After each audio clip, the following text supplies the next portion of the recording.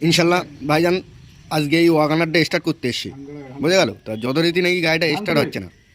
আমার ভাইজান আমাকে বলছে যে এই গাড়িটা স্টার্ট হচ্ছে না, এখন জহিরুল তো দেখতে হবে। তা যথারীতি আমি এখন এই মাত্র এলাম, ইনশাল্লাহ দেখবো গাড়িটা কী হচ্ছে, ওকে নাকি কী হচ্ছে আমরা এখন দেখবো।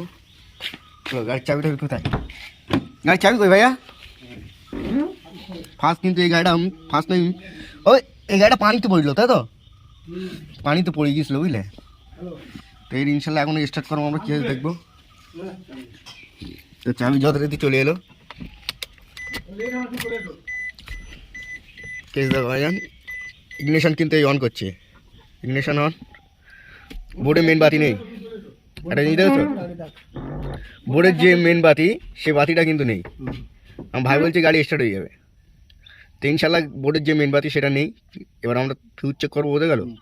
ফিউজ চেক করলে ইনশাল্লাহ বোঝা যাবে। তোমাদের তো বাতি সম্বন্ধে বলি, এখানে কিন্তু কটা বাতি আছে বলো দিন। তোমার ডায়নামার বাতি আছে, মোবিল বাতি আছে, হ্যান্ড ব্রেকের বাতি আছে, আর পাওয়ার স্টিয়ারিংয়ের বাতি আছে। তোমার যে ইউরোটুর বাতি সেটা কিন্তু নেই গাড়ি। এই গাড়ি স্টার্ট নেওয়ার চান্স বেশি। তো ইনশাল্লাহ তোমাদের দেখাবো কেস কি, ওকে ভাইজান।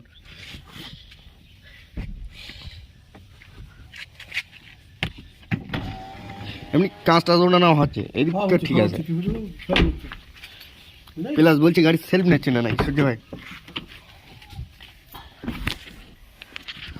গাড়িটা নিউট্রাল করে নিতে হবে। গাড়ি কিন্তু নিউট্রাল, ওকে। আমরা সেলফ মেরে দেখবো গাড়ি সেলফ নিতে। সেলফ কিন্তু ইনশাল্লাহ নিচ্ছে না, দেখো তো সেলফ কিন্তু মারা। মানে কি বলো দিন, এর ইঞ্জিন লাইন যখন নেবে না তখন হচ্ছে তোমার অলরেডি সেলফের লাইন ছেড়ে দেবে। তা যতটুকু পানিতে পড়লেও তো সেলফটাও চেক আপ করে নেওয়া দরকার আমাদের। ডাইরেক্ট করলে ইনশাল্লাহ বোঝা যাবে। এক নম্বর গেল। এবার কিন্তু গাড়ি ফার্স্ট টাইম আমাদের ফিউজ চেক আপ করতে হবে, কারণ পানিতে পড়লে যখন সার্কিট শর্ট হবে তখন ফিউজ কাটে, আমরা যেটা জানি। এবার দেখা যাক। তা একটা জিনিস যেটা আমাদের দেখার কর্তব্য, এর কী চেক আপ করতে হবে বলো দিন। ফিউল মেন ফিউজ, বোঝা গেল। এ দেখো এর গায়ে লেগে আছে FP, আর একটা হচ্ছে F5, বোঝা গেল। এই দুটো ফিউজ ইনশাল্লাহ চেক আপ করলে বুঝতে পারবো আমার ইস্যুর ফিউজ কেটেস কিনা, ওকে। ইস্যুর ফিউজ কিন্তু এই দুটোই মেন। আর কোথাও বোঝা গেল। অনেক সময় আবার ইগনিশন লাইন না গেলেও ইস্যু ওপেন হয় না, আমরা যেটা জানি। কিন্তু এই গাড়িটা এখন স্টার্ট হচ্ছে না। একটা জিনিস, গাড়ি যদি পানিতে পড়ে, তোমাদের যেটা বলছিলাম যে গাড়ি সেলফ মারছে কিন্তু তাও সেলফ নিচ্ছে না, তাই তো। তা একটা জিনিস এর ফিউজ চেক আপ করবো। এর কিন্তু স্টার্টের লাইনই আছে 30 অ্যাম্পিয়ার, কিন্তু সেখানে আছে 15 অ্যাম্পিয়ার ফিউজ, দেখতে পাচ্ছি আমি। এই দেখো ফিউজ দাও তো, এটা কিন্তু তোমার স্টার্টের ফিউজ। গাড়ি ফার্স্ট টাইম সেলফ নিচ্ছে না। আমার কথা একটা জিনিস বুঝবা, তার জন্য কী বলতো, আমার ফিউজ চেক আপ করাও দরকার। তা ফিউজ কী আছে দেখা যাক। ফিউজ তো দেখছি ঠিক আছে, ভাই চেক আপ করবে, বুঝে গেল। তা একটা জিনিস ফিউজ অপশান দেখে দেখে সেটিং করতে হবে। আর একটা তার ফিউল যেটা এই ইসিউর বাতি আসে না, তার ক্ষেত্রে কিন্তু এই ফিউজটা দেখো। তাই ইনশাল্লাহ এই ফিউজটা কাটা আছে, দেখছো। তো ফিউজটা চেঞ্জ করবো, দেখবো কী হয়। তাহলে ফিউজ দুটো ঘুরিয়ে দিতে হবে, দিলে অপশান বোঝা যাবে।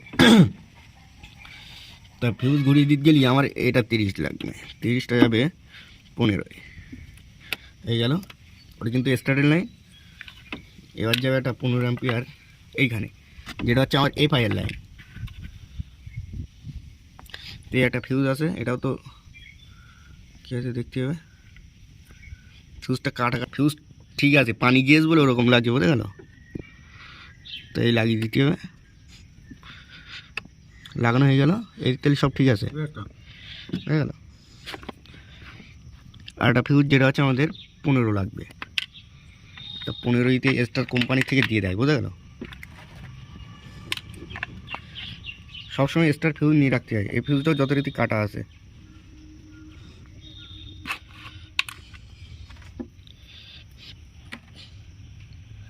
ফিউজ ওয়েব লাগিয়ে দিই।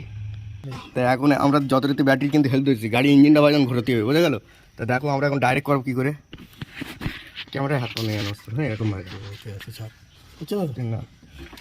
এবার তোমার যথারীতি ডাইরেক্ট করতে গেলে এর কিন্তু স্টার্টার রিলে, বুঝে গেল। স্টার্টার লাইন হচ্ছে, স্টার্টার লাইনে আমি ডাইরেক্ট করবো এখন, কারণ গাড়ি বলছে ইঞ্জিনটা ঘোরা, তারপরে চিন্তা হচ্ছে। এই ধরলাম লাইন, এরকম কি শর্ট নিচ্ছে? আমি বললাম এই গাড়ির সেলটাও খুলতে হবে ভাইজান। ব্যাটির দিক টাকা শান্তনু একটু, ব্যাটির দিকেও দাও কিরম শর্ট নিচ্ছে দেখায়, ব্যাটির দিকেও দেখায় দাও। দেখো তো আমি বলেছি এই গাড়ি গরম আছে। এই গাড়িটা ইসিউ থেকে লাইন দেয় ভাই, এই যে বারবার আমরা স্টার্ট করছি মানে গন্ডগোল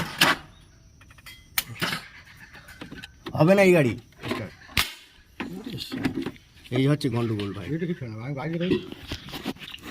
তো এই গাড়ি যত রেতি গন্ডগোল ভাইজান, এসি কী হলে তোমার হচ্ছে সেলফও খুলতে হবে, এসএম বোর্ডও খুলতে হবে, প্লাস চাবি লকও খুলতে হবে। খুলে ডাইরেক্ট কলকাতাতে গিয়ে সব কোডিং করে নিয়ে এসে লাগিয়ে দিতে হবে, বুঝে গেলে। মেন কথা বোর্ডের ভিতরে শর্ট সার্কিট হয়ে যায়, ওই কারণে ওই এসএম বোর্ডের কারণে ভাইজান সেলফ দেখাবে কুচ্ছে, কারণ এর 8 পয়েন্ট ইস্যু থেকে দেয়, বুঝে গেলো সেলফের।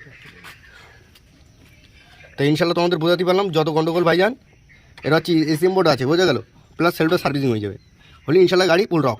ওকে, তো ইনশাল্লাহ খুদা হাফেজ।